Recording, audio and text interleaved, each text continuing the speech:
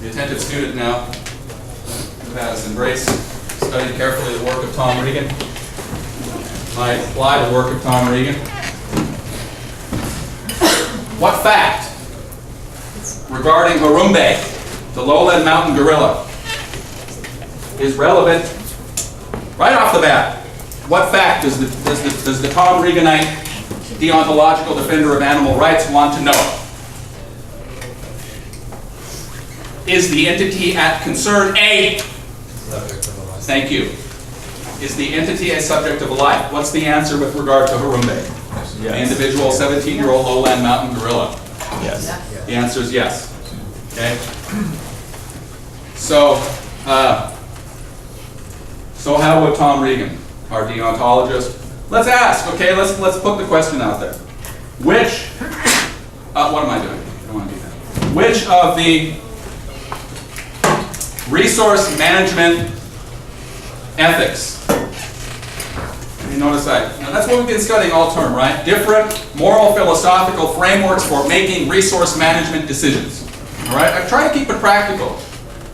Other professors of environmental ethics might not make as strong an effort as I do to keep things practically oriented. All right, because I envision all of you going out in the future and putting on your Smokey Bear hats and actually being involved in the application of everything we've learned here to resource management decisions and giving a voice, right, to the ecological wholes, to the species that have no voice, to the animals, the critters, the furry, feathered, and finned friends that have no voice, right? That's my ideal future, where all of you go forth and put on your Smokey Bear hats and make land management decisions. Having been enlightened, right? Being enlightened now. Scientifically enlightened, and all the other implications, too, of that scientific enlightenment that philosophers like Rolston and Collicutt make a lot of hay out of, right? So I try to keep things practically oriented. And so now, we are faced with a moral struggle that all of you should have a rough idea of how thinkers coming from the various traditions we've been studying all term might answer. All right, our moral struggle is 17-year-old lowland mountain gorilla, Harambe, the life of Harambe. We have to assume certain factual. I mean, I don't want this to degenerate into a discussion of facts and how these facts are so important. We want to try to stick to normative theory. Okay? So, here I've got, I've got it on my very first. Let's just get right into my lecture notes. We have a lot of work to do today, and I didn't manage to make it upstairs. If I had, then I would have our course evaluations in hand, and I might suggest we do those today, but that's not even an option, so the hell with it. We're going to have to do that on Thursday. I'll pick those up later today or Thursday. And I meant to actually play some footage from the last fishing season at Celilo Falls, which I haven't even done, I don't think, all term. I'm not sure if I did maybe earlier in the term. But I don't know if we have time for that. We're just we have a whole bunch of material that we can get through all week long, really, today and Thursday. We have a whole bunch of material that probably there's no way we can get to it all. So I'd like to return a little bit to our Snake River question. But I'd like to begin with this question about,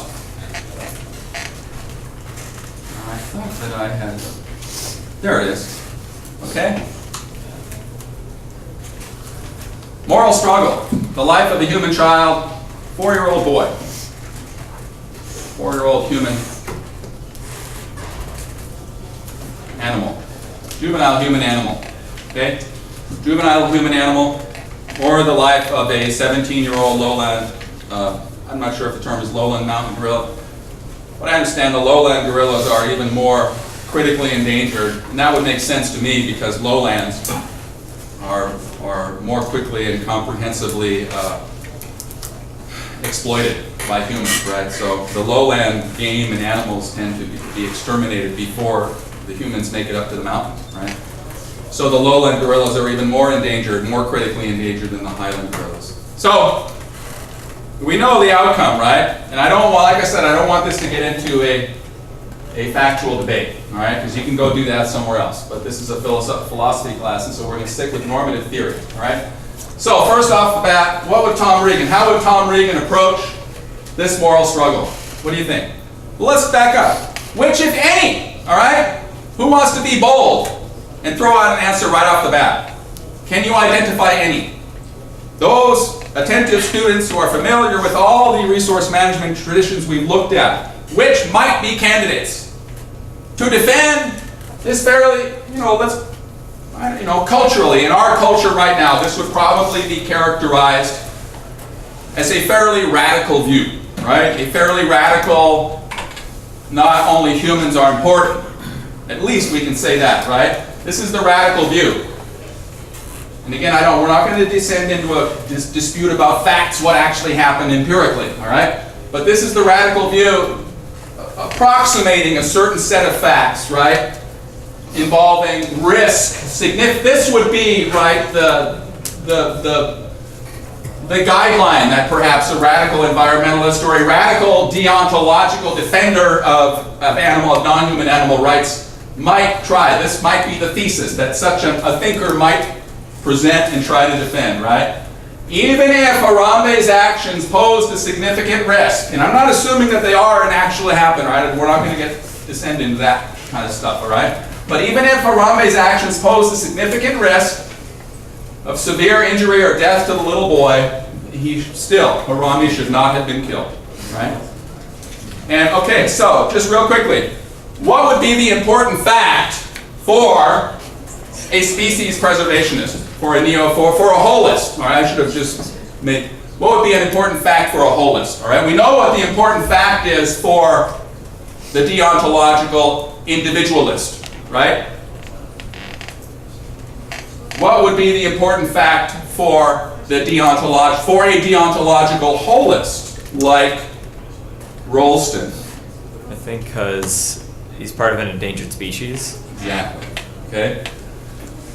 So, but what is the important example that we might consider when we think about how Tom Regan might approach this conflict, right? It's a conflict between the studied and carefully considered rights of the 4-year-old child, which have a long established history and reputation, and they're metaphysically rooted quite deeply, in our culture, right? The idea that this little boy has rights to life and liberty and not be injured and not be instrumentalized as a plaything or whatever else, right? That's really what was going on. And I have to be careful because I don't want to impute, any kind of non-virtuous motives to Harambe. We don't really know whether he had virtuous motives or not.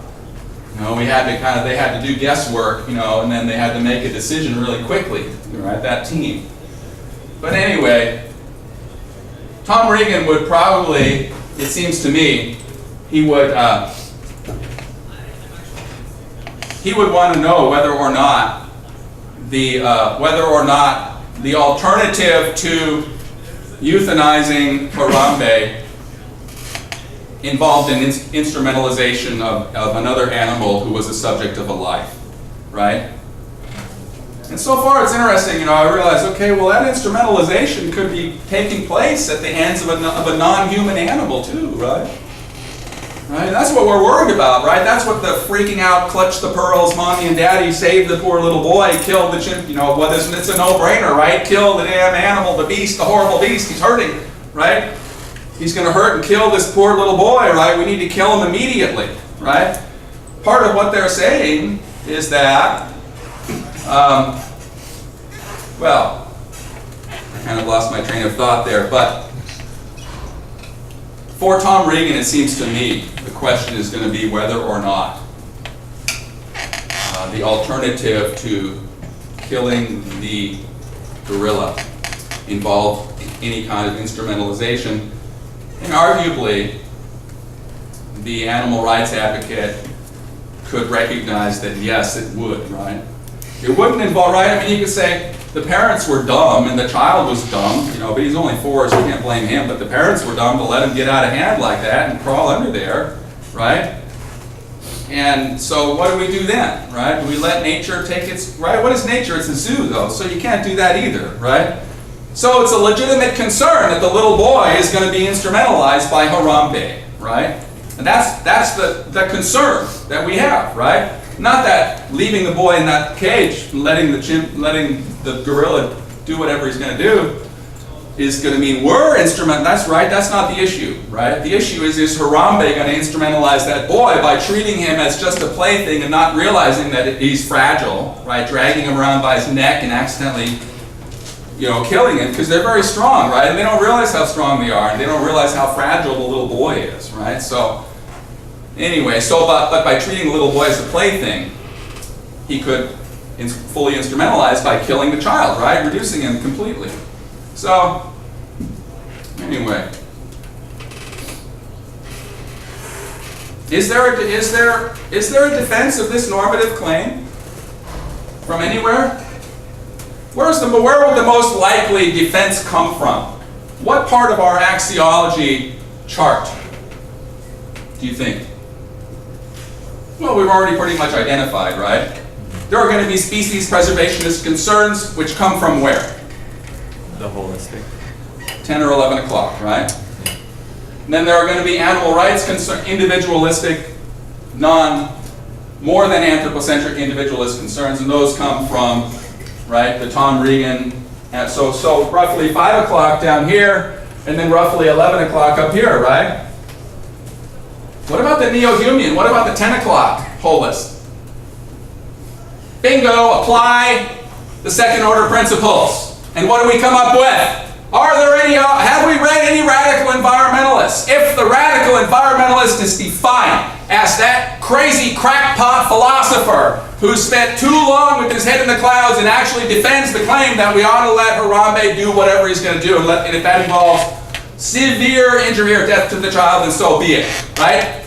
The defense of this normative claim is the defense that a radical, right, if we want to accept this caricature of radical environment. So I'm asking you a legitimate question. Have we read any radical environmentalists? Yes. Which ones? Which ones would defend this normative position? And why? Would Collicutt defend this normative claim? Remember, second order principle 1, second order principle 2. Our moral obligations to the more venerable and long-term and intimate relationships and communities that we have are more important than our obligations to not so intimate, right? I mean, we have some obligations to gorillas and wildlife and stuff like that, but no, our obligations to the child come first. So, to make it very clear, to jump immediately to the conclusion, the Collicuttian neo-Humean ecocentrist is going to have absolutely no problem at all approving the action taken by that intervention team that killed the gorilla. And you guys see that? So Collicutt, if this is the hallmark of a radical environmentalist, Collicutt's not a radical environmentalist. Okay? Does everyone see that? Okay? What about Regan? Does the fact that, letting the gorilla do whatever it's doing with the child does the fact that might involve reduction to an instrument by the gorilla, does that mean we're facing a lifeboat situation? Does that mean that Tom Regan, right? Is it a lifeboat situation? Or is it a chimpanzee to human heart elective surgery because it can save a human situation? It's more of a lifeboat situation, isn't it? So is Tom Regan a radical environmentalist? No. He's another damn conservative. Look at these guys. These guys are total conservatives. Regan, a cultural conservative. Ralston, Collicutt, clearly a cultural conservative, defending the anthropocentric interest over the interests of the gorilla. Every single time. In a situation like this, right? Now I put this up here to do some remedial work involving the doctrine of double effect. Okay? Now you could be a natural law theorist, right? St. Francis, the original St. Francis, is our resident natural law theory animal rights advocate, right? He treats them all as individuals with distinct personalities and distinct moral statuses, right?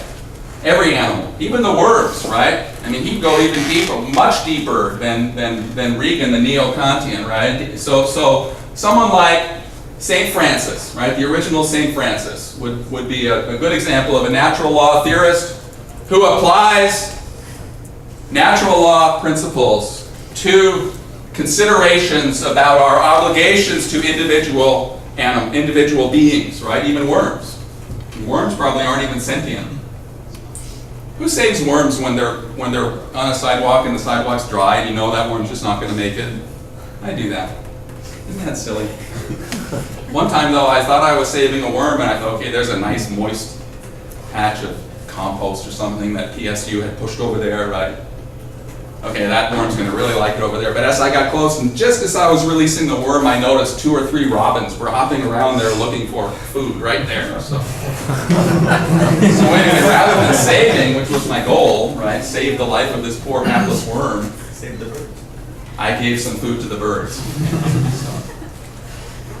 Anyway, but under the doctrine of double effect, okay, so you could be an NLT more than anthropocentric individualist. All right, you could be. If you're an NLT, you're not locked into being some, ridiculous caricature like what's his name? Who's the crazy guy that we read early in the term? Ron Arnold. Yeah, you're not locked in, right? You could be an NLT totally like St. Francis, right? You don't have to be all about human superiority. But these guys, okay, so once you accept that your axiological, right, this is just your normative theory, right? You're using NLT as the answer to the question, what is the right measure, what is the appropriate measure of right conduct, okay? You're using NLT to answer that question because you're answering that question by saying the appropriate measure is the norm established by nature. And if we look at nature, we see that everything in nature has a purpose, a telos, right? And so we borrow our moral norm, we derive our moral norm by an understanding of the telos of that entity in nature that we're talking about, right? So anyway, the natural law theorist would say, yes, the gorilla has absolute moral status in virtue of being created by God to fulfill a certain purpose, right? And yet, so killing the gorilla is a grave moral wrong, okay? In the same way for example, killing a human fetus is a grave moral wrong, okay, for a natural law theorist, all right? A consistent one, right? The one who talks about the sacredness of life, but recognizes that that doesn't mean just humans, right? The gorilla is really sacred too, right? Anyway, but as in the case of an abortion where the mother's life is at risk, as in the case where an innocent child's life is at risk, the doctrine of double effect comes riding in to save the day for the humans. Okay, it makes perfect sense, right? You can even think of this as old West, the 2 gunfighters about to, draw, kill each one of them's going to kill the other one. Well, if one of those is a Thomist, right, a natural law theorist, he's going to ask, under what conditions is it morally permissible for me to kill this person over here, right? The only conditions under which it's morally permissible, and this is what we get from the doctrine of double effect, if that the morally grave action, killing this other being that has moral status, is done with the intention of, reasonably with the intention of avoiding another morally grave harm. Okay? So we have 2 morally grave harms, and so the natural law theorist, to wrap this up quickly, is going to have no problem at all. Again, endorsing the action of the intervention team who killed her woman. All right? Because under the doctrine of double effect, that action was done with the intention of avoiding another morally grave harm. Okay? In the same way, a Thomist can defend an abortion. If the abortion is done by the abortion provider and by the woman who's undergoing the abortion with the intention of avoiding another morally grave harm, then under the doctrine of double effect, it's morally permissible. Okay? So where the life of the mother is at risk. All right? All right? So far, right, so those attentive students quickly identified the areas in our axiology chart where potential defenders of this normative claim are going to be lurking, right? And one potential defender is lurking down here with Tom Regan and the deontological animal rights crowd. And another possible defender of this normative claim is going to be lurking over with the neo-Kantians. We already disposed of the neo-Humeans, right? We showed that at least not to everyone's satisfaction, I did it rather quickly, but I suggested that the neo-Humean, being committed as she is to an evaluation of long-term consequences, the neo-Humean is going to ultimately have to balance out our obligations to the child against our, and I just remember, I shouldn't get too far off track here, but just remember when we're doing the neo-Humean ecocentrist analysis, Collicutt's analysis, the pertinent considerations involve those first and second order principles, right? Because remember, those are our mediation principles. And with Tom Regan, the analog to those first and what Collicutt calls the first and second order principles, for Regan the analog, of course, is what we spend some time considering the worse off principles, right? So in this case, that would factor in, right, to Tom Regan's analysis. The child is going to be worse off through death, right? And so, since this is a lifeboat situation and not a chimp to human heart transplant situation, right? Since it's a lifeboat situation, then we can tolerate, in fact, because we have to instrumentalize somebody, not we, but somebody is going to be instrumentalized here. And again, I don't want to get into a factor. I realize that factually that's a very tenuous claim. I haven't looked at the video, but I understand it's not at all clear that that gorilla had any kind of malicious intention toward that boy. It's not at all clear that empirically, if they had left him alone and done something else, like for example, get all the damn people out of the zoo who were yelling and, it was terrible. What they were doing, that should not have been allowed. Immediately, all those people should have been ushered away and gotten away because they were riling up the poor gorilla. And then there was no way to really know. Well, Anyway. So anyway, but if this is a measure of a radical, right, then I'm not sure if we've read any radicals. I really don't. I mean, you can think of, what about deep ecologists, right? They resonate at this cultural level. With the deep ecologist, what would she say to this situation, right? Would she or he, the deep ecologist, be bold enough to stand and hold a press conference, right, and announce to the world that they believe that little boy should have been subjected, right? Normative claim that we should have, because of the subject of life status of Harambe, perhaps, or perhaps because of the endangered species status of Harambe. Harambe has such high moral status that we ought to be prepared to tolerate the possibility of severe injury or death to a 4-year-old human, right? That's is that the kind of claim that kind of separates the sheep from the goats, right? Or the goats from the sheep, or the deep ecologists of the goats? They're clambering around out there, right? Big mountain goats, not cheesy domestic goats, right? If you're a deep ecologist, anyway, right? You have a big long white beard up there on the cliffs, right? Anyway. Right? Is that it?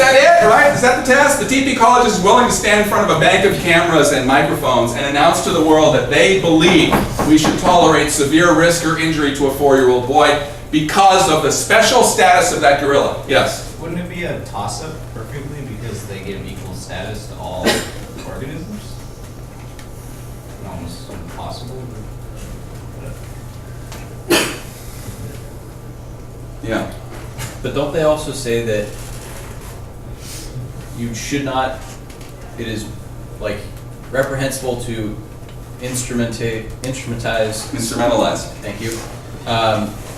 Fully instrumentalized. Fully instrumentalized Reduced. of being, because they do all have equal worth, except for when it is absolutely necessary. Isn't that the deep ecologist? Because if because then they would require that that there's a 100% proof that the gorilla was going to harm the boy in order to carry out. We really don't know what the deep ecologists would make of this moral struggle, and we don't know how they would resolve it. The deep ecologists identify simultaneously, and which might be difficult to do philosophically, but somehow they're able, maybe they haven't thought it all the way through, with both biocentric egalitarianism, and that's what's being stressed over here. Right? Yes, deep ecologists are biocentric egalitarians, and so perhaps at a practical level their hands are just tied. They don't know what to do, right? Because either way they turn, one of their biocentrically equal, morally considerable entities is going to be harmed, right? So does deep ecology? Maybe not. Maybe they don't offer us any resources. Maybe that's not their goal. In fact, that may be exactly what Arne Naess himself would say, because he wants to present deep ecology to us as primarily a movement about raising consciousness and not about providing normative guidelines. Okay? And that's where the description of deep ecology as a cultural, perhaps even a literary movement, and not really a resource management movement or a resource management tradition. That may be a very fair and helpful characterization of deep ecology, where we're not just throwing it out completely and saying, well, because it doesn't offer us any standards at all, what good is it, right? Let's turn to something that actually offers us some kind of standards, like some of these other theories we've been looking at. And deep ecology turns out to be kind of too squishy, right? Just too non-committal. And remember, because they want to be committed both to the sort of Schweizerian, biocentric, egalitarian, right? Roughly 5:30, right? On the clock, 5:30 position. They want to be committed both metaphysically to that, right? And they also want to be metaphysically committed to ecological holism, right? With the Leopoldians and the Rollstonians, right? Mostly with the Rollstonians, right? And they don't want to be consequentialists, I think, right? They're foot stampers. The deep ecologists are more, they act on principle, not on some analysis of consequences, right? Which ultimately is going to be anthropocentric anyway. They want to reject all that, right? They want to talk about the beauty and the order and the integrity and the stability of the natural world, and how that in itself gives us these absolute guidelines to how we should treat all these different things, right? But in terms of this, wow, this is difficult, right? You know, maybe the deep ecologists would be one to defend this kind of claim, but maybe not. Maybe it's unfair. We don't know enough. Yeah, we don't know enough about them, and I suspect they're so diverse it would be unfair to even say what their answer is, right? You're going to get a variety of different answers from a variety of different deep ecologists. Yeah. Deep ecologists would say shut down the zoo. And they would also say shut down the zoo. You're right. And then these things wouldn't happen. We wouldn't be entertained. We wouldn't be thinking of a magnificent animal as a source of entertainment. Now, if the animal was having a hard time, and we had a captive breeding program, and we wanted to help subsidize our captive breeding program by inviting people, you know, to make donations in exchange for I don't know, something, right? So I don't know.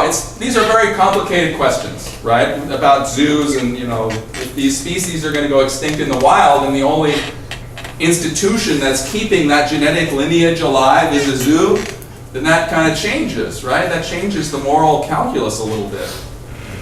Keep the genetic alive though. In any event, so even imagine St. Francis, right? The most radical of all. All these supposedly radical thinkers end up coming down on the side, I'm sorry, of saving the chimp. Now let's push out the example even more a little bit. My favorite hypothetical, and so ridiculously hypothetical. But what, you know, let me get into this whole what if, you know, what if? Well, what if it wasn't Harambe, but a pregnant thylacine? You know I was going to say that, right? Right? The most valuable of all, or an endling of a particularly charismatic species, right? So, you know, I mean, if you look around, I read recently about the Atlas bear in the Atlas Mountains of North Africa, which are tall, big mountains, you know, the size of our mountains here. You know, 12,000-foot mountains, and they have all the kind of wildlife that you would expect in an alpine. Anyway, they're the only bear in Africa, You know, only every continent has a bear species. South America has a spectacled bear. Fascinating. And then, of course, we have, you know, brown bears and grizzly bears and black bears. But anyway, they have this, they had, and it's extinct. But amazingly enough, and sadly and tragically and kind of disgustingly enough, the Romans, Roman soldiers would go and trap bears from the Atlas Mountains to use in their spectacles, in their you know, they would use wild animals in cages. They would starve these poor bears, right? They'd go to the Atlas Mountains, and that's what caused the extent. That's one of the causes. They didn't actually go extinct until about the middle of the 19th century, right around the time when the thylacine was biting, or when the Falkland Islands wolf was biting the dust. The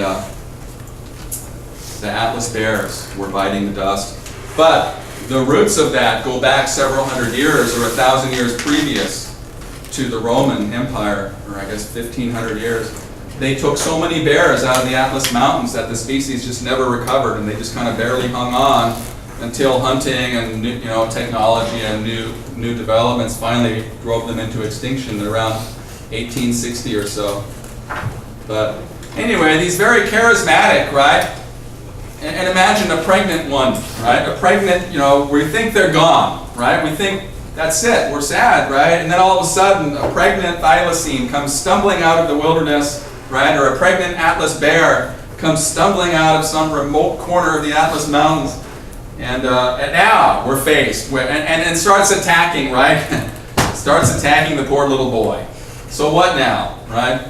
And probably the neo-Kantian species preservationist claims become much stronger, right? And our, you know, how much more vital can the needs of the entity be, right? Right? Remember, SOP 1, second order principle 1 talks about, says, well, our obligations to those members of our intimate and more venerable community, like the boy, right? They come first, right? But if it's a super vital need, like let's say it's the pregnant thylacine, right? So we're talking about not only her vital needs, but the vital needs of the species, right? At what point, right? At what point now does second order principle 2, which talks about vital needs, right? Sure, it's easy if the vital needs are the vital needs of the Snake River salmon, and we're worried about, you know, having soft tissue toilet paper to wipe our butts or something like that, you know. Then that's a no-brainer, right? There's nothing vital going on our side, and we just have to stop doing those things that are interfering with the vital needs of the Snake River salmon, right? But if we're talking about human vital needs too, like the boy or the gorilla, well, what are these philosophers going to say? Ultimately, they're going to defend the decision that was made. That's really what I've thought about this. And you know, I've concluded that of all the thinkers that we've